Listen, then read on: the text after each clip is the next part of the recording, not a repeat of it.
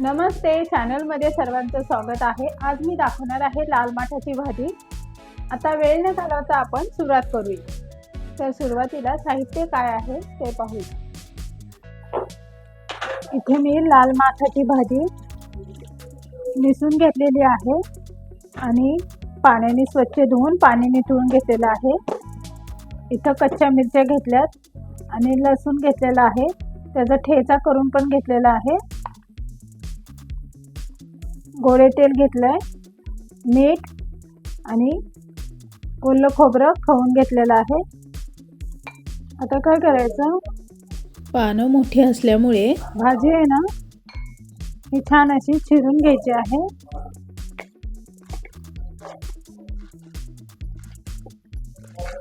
ही भाजी खायला खूप छान लागते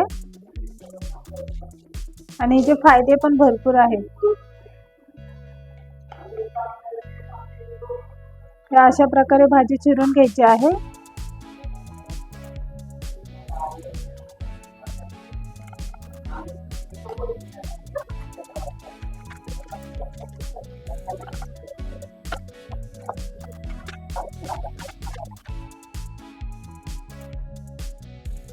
भाजी चिरून झालेली आहे। आता शिगडी चालू करून घ्या आणि त्यावर कढई ठेवायची आहे आणि आता कढईमध्ये 1 चमचा तेल घालायचा आहे आणि 1 चमचा मिरची आणि लसणाचा ठेचा करून घेतलेला घालायचा आहे।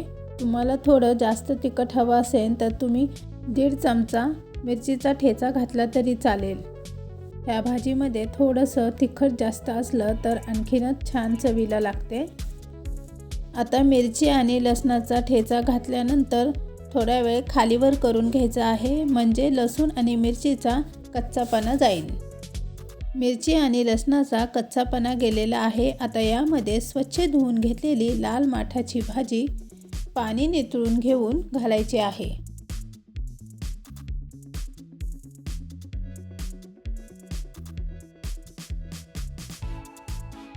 आता यामध्ये आवश्यकतेप्रमाणे मीठ घालायचं आहे आणि थोडा वेळ चमच्याने भाजी खालीवर करून घ्यायची आहे।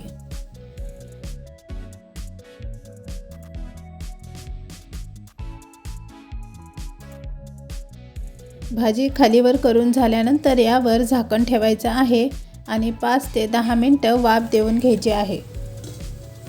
तर झाकण काढायचं, तुम्ही पाहू शकता आपली भाजी खूप छान अशी शिजली आहे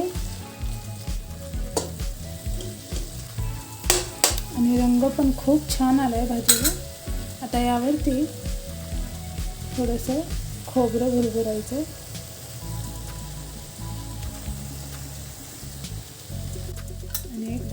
आणि एकदा खालीवर करून घेऊया।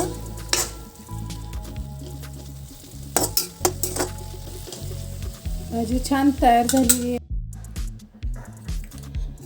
आता एका बाउलमध्ये काढून घेऊया।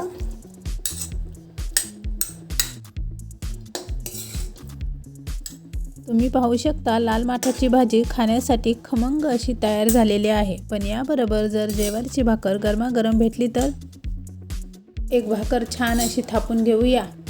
भाकर थापून झालेली आहे, शेकून घ्यायची आहे।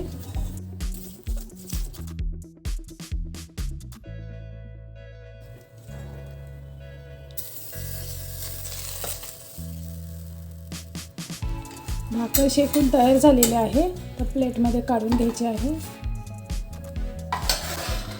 शिगडी बंद करायची आणि ही भाजी आपली तयार झालेली आहे आणि यावरती थोडंसं खोबरं भुरभुरायचं आहे। तुम्हाला जर लाल माठाची भाजीची रेसिपी आवडली असेल तर चॅनलला सबस्क्राईब, लाईक, शेअर करायला विसरू नका। आता पुढच्या व्हिडिओत बाय बाय।